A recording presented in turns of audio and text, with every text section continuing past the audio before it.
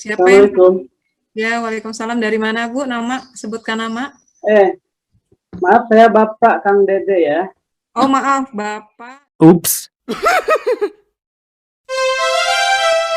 kesempatan 2 orang. Mungkin langsung aja Bu Anis ya, 2 orang penanya. Nanti jawabnya langsung sekalian. Silakan yang ingin bertanya menyebutkan nama dan asal lembaganya. Silakan. Assalamualaikum. Assalamualaikum. Panitia dibantu ya. Saya kalau nggak. Siapa yang? Assalamualaikum. Ya, waalaikumsalam. Dari mana Bu? Nama, sebutkan nama. Maaf saya Bapak Kang Dede ya. Oh maaf, Bapak dari lembaga mana Pak? Saya belum memang ketemu di sini gambarnya sudah soalnya. kelihatannya ibu-ibu semua ya. Iya. Jadi mohon maaf, saya nimbrung nih. Saya dari BKPRMI, termasuk dalamnya ada LPPTK atau TPA, TPQ ya. Ya, TPA, TPI, betul, TPQ. Tadi memang tidak disebutkan karena kelihatan ibu-ibu semua nih, Bunda ya. Alhamdulillah. Ada temennya Pak Samsul.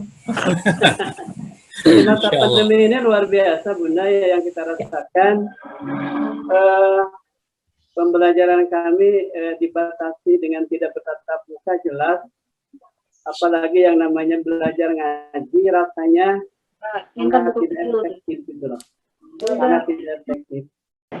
Hanya saja ada beberapa TPA yang memang menyelenggarakan tatap muka dengan prokes ketat dan memang ada restu gitu dari lingkungan, dari aparat lingkungan, RT RW dan sebagainya. Nah, yang ingin saya tanyakan, Bunda sebagai anggota DPR ya Bunda ya, ketika kami menyelenggarakan tatap muka, apakah penyelenggara tidak terkena apa namanya ya, tidak terkena masalah nanti seperti itu? Ya. Karena terus terang orang tua itu sudah di TK-nya atau PAUD-nya atau SD-nya tidak tatap muka, di pengajian juga tidak tatap muka, jadi mereka sangat risau seperti itu. Dan saya juga menawarkan kepada mereka yang mau saja silahkan tatap muka misalnya. Mungkin itu solusi yang saya berikan, karena kalau nunggu kapan dan sampai kapan kita kan nggak tahu kondisi seperti ini bisa berjalan normal kembali. Jadi mau tetap tatap muka begitu maksudnya Pak? Gimana? Maksudnya iya, misalnya tatap muka dengan prokes, kemudian dengan jumlah santri yang dibagi 2 dan sebagainya gitu kan. Misalnya kalau 12 orang masuk hari ini 6 atau 6 orang dan sebagainya. Itu kira-kira regulasinya seperti apa? Apakah nanti penyelenggara kena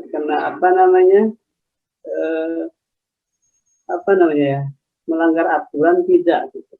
Ya, baik Bapak. Insya Allah pertanyaannya sudah bisa ditangkap ya Pak. Ya. Terima kasih Pak Dede Ruhyat ya, yang membawahi PKPM RI ya Pak ya. Banyak nih yang diurus nih. Ya, satu lagi ya penanya biar nanti Bu Anis sekalian menjawab 2 pertanyaan. Silakan. Ada Ibu Nuriana, Bu Lilian yang sudah raise hand. Oh ya, silakan. Silakan Bu Nuriana. Bu Nuriana. Warahmatullahi wabarakatuh. Waalaikumsalam warahmatullahi wabarakatuh. Terima kasih atas waktu yang diberikan kepada Ibu Anis yang telah memberikan materinya. Sangat bagus sekali. Namun yang ingin saya tanyakan, Ibu, mohon maaf sebentar Bu, dari TK mana Bu? Dari lembaga? Dari RA Mutiara, Pasar Rebo. Baik. Kelurahan Gedong. Baik Bu, lanjut Bu. Baiklah, tadi dikatakan bahwa yang di awal tidak dikaitkan dengan sekolah ya, artinya gini, pendidikan itu ada masyarakat ya, kaitan dengan masyarakat, negara, dan lingkungan. Keluarga. Ya, keluarga. Nah itu untuk sekolah itu adanya di posisi mana gitu? Soalnya maaf, tadi saya agak nggak terlalu ini, bukannya nggak fokus ya, tapi karena sinyalnya juga kurang bagus, jadi mohon maaf kalau mungkin tadi penjelasannya saya dengar. Dan kedua, pertanyaannya langsung aja, bagaimana dengan kalau PAUD, RA, TK kan tidak boleh tatap muka nih selama ini ya.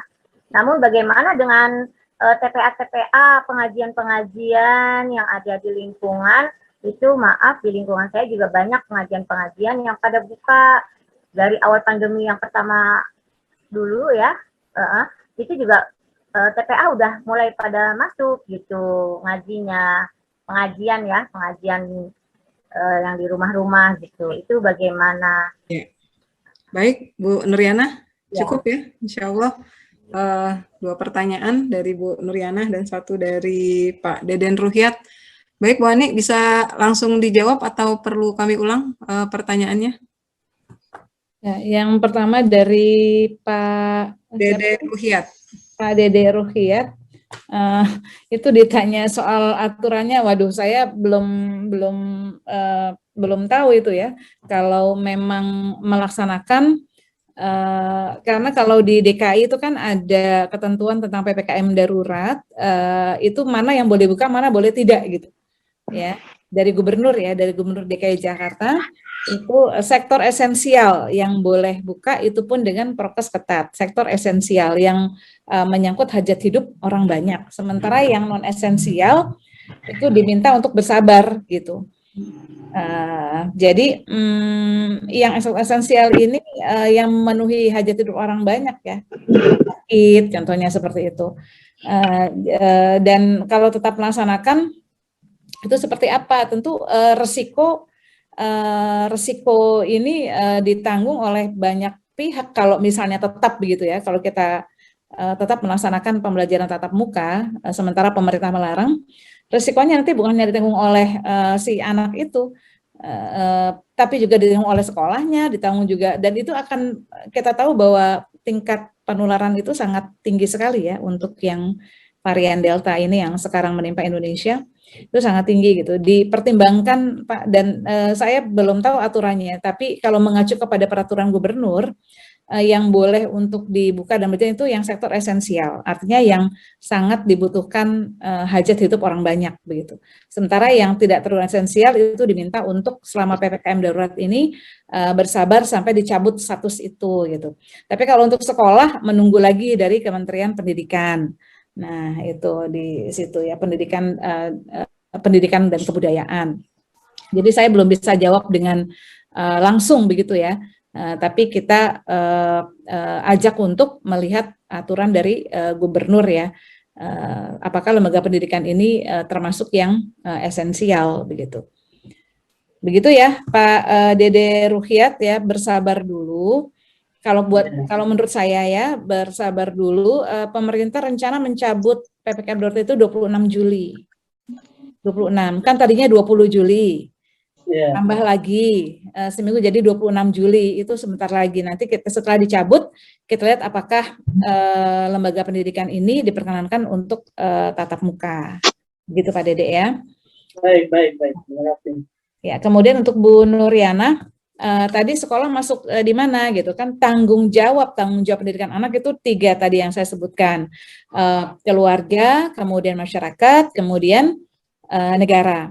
Nah, sekolah itu bisa masuk ke kedua ini, bisa masuk di masyarakat membentuk lembaga-lembaga pendidikan ya, atau negara membentuk lembaga pendidikan gitu. Jadi sekolah itu masuk ke dalam tanggung jawab masyarakat dan negara. Bentuk tanggung jawab masyarakat adalah diantaranya dengan mendirikan sekolah-sekolah swasta ya, dari tingkat dasar ya, termasuk TPA, termasuk TPQ, PAUD dan TK begitu, Raudatul Atfal. Ini menjadi tanggung jawab masyarakat ya, diantaranya membentuk. Tanggung jawab negara adalah tadi itu, selain mengkaji undang-undangnya, memperbaiki kurikulumnya, juga sekolah ya, itu menjadi tanggung jawab negara gitu. Jadi sekolah tuh ada di tanggung jawab negara begitu. Makanya ketika terjadi hal seperti ini, maka negara harus hadir. Di samping masyarakat biasa bergotong royong, negara harus hadir gitu, karena lembaga pendidikan itu membantu negara di dalam mencerdaskan anak bangsa. Kan tugas negara adalah mencerdaskan anak bangsa. Nah, masyarakat atau lembaga pendidikan itu membantu negara di dalam mencerdaskan anak bangsa. Maka dalam kesempatan sedang terpuruk seperti ini, negara harus turun untuk membantu. Begitu Bu Nurianah ya. Ya, kemudian yang kedua, tadi pertanyaan apa ya Bu Nurianah? Ada dua pertanyaannya tuh. Itu tadi masalah TPA yang banyak masuk. ada perbedaan begitu. pengajian buka. Ini memang saya pernah ya sebelum PPKM ini gitu, DPR masih ada kunjungan ke daerah-daerah gitu.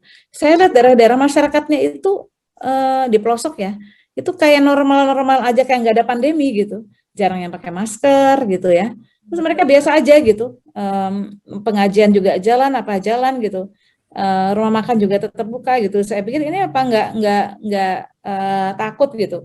Mereka bilang corona adanya di kota Bu, mereka bilang begitu. Ya, di sini nggak ada. Ya, jadi masyarakat berbeda-beda memang. Masyarakat berbeda-beda, ya. Ya. Masyarakat berbeda-beda, tetapi kalau untuk konteks di Jakarta, kita melihat peraturan gubernur tadi, ya, yang saya seperti menjawab pertanyaannya Pak Dede Ruhyat tadi, kalau diminta bersabar, ya. Bersabarlah ya, mudah-mudahan ini segera ada jalan keluar terbaik ya untuk sekolah kita bisa, karena kita juga tidak ingin seperti makan buah si malakama gitu ya. Kalau dibuka mungkin pendaftaran bisa banyak tapi risikonya tidak tertanggungkan gitu ya. Saya pernah bicara dengan Gubernur Jawa Tengah Pak Ganjar itu. Dia pernah mencoba sebelum status PPKM ya, mencoba membuka sekolah begitu. Saya Bu Anies buka sekolah, 36 sekolah buka, hasilnya adalah 36 sekolah itu kasus COVID tertinggi katanya. Kemudian direm lagi, langsung direm lagi sama dia, tidak jadi tatap mukanya dulu ya sebelum ada PPKM ini ya, beberapa bulan yang lalu gitu. Jadi dia coba, kemudian seminggu kasus tertinggi itu ternyata dari mana? Dari gurunya. Jadi murid-muridnya semua terpapar dan itu rumah sakit penuh. Jadi seperti kalau kata pepatah seperti makan buah si malakama, kita paksakan buka risikonya sangat tinggi. Nggak dipaksakan buka, risikonya ini tadi gitu ya, pendaftaran jadi minim dan sebagainya. Ala kulli hal ini adalah ujian yang kita semua mohon bersabar ya Bapak Ibu sekalian, insya Allah pasti ada jalan keluarnya.